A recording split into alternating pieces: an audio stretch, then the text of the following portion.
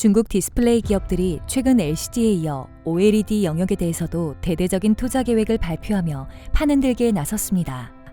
구독과 좋아요는 저에게 큰 힘이 됩니다. 대형과 중소형 패널을 합쳐 최근 한 달 새 발표된 중국에서의 OLED 관련 투자 규모만 우리 돈으로 15조 원을 훌쩍 넘는 수준입니다. 과거 한국의 전자업체들이 일본을 따라한 것과는 많은 차이가 있는데 단시간에 막대한 자본을 투자해 급격하게 기술 획득과 동시에 선두업체를 맹추격하기 때문입니다.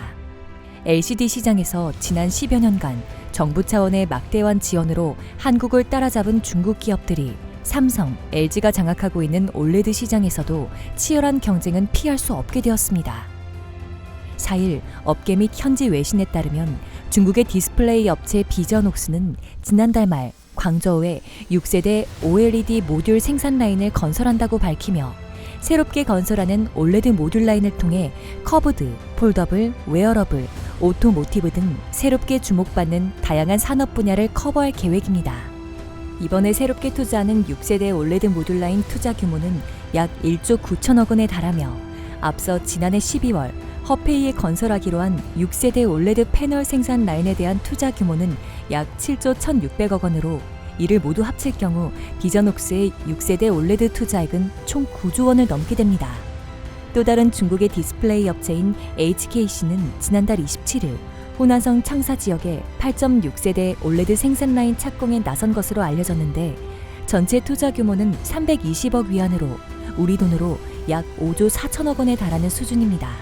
현지 언론 등에 따르면 HKC는 1년 6개월간 공사를 거쳐 2021년부터 TV용 대형 OLED 패널을 생산할 것으로 관측되고 8.6세대 OLED 생산 라인이 본격 가동되면 이는 LG 디스플레이의 광저우 8.5세대 라인을 제외하고 현지 업체가 처음으로 운영하는 TV용 대형 패널 공장이 되는 것입니다.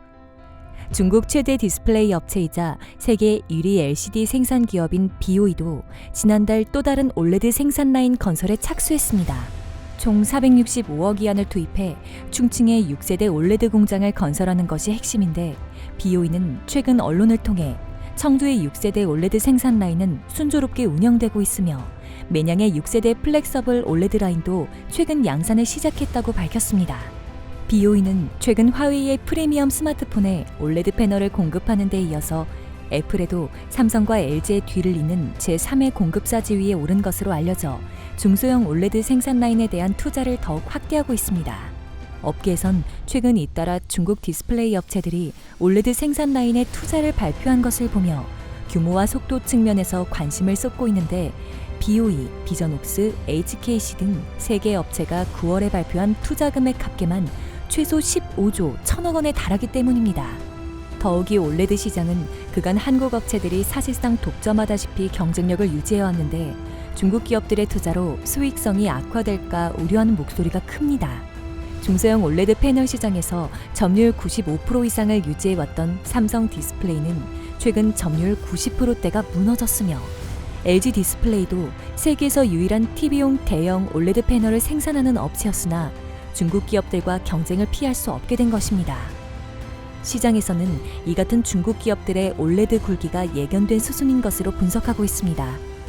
정부 지원금을 등에 업고 LCD 가격 경쟁을 촉발해 전 세계 LCD 시장 주도권을 차지한 중국이 기술적 난제와 수율 확보 등의 어려움이 있는 OLED 영역에서도 막대한 투자로 격차를 좁혀나갈 것이란 전망은 불가피했기 때문입니다.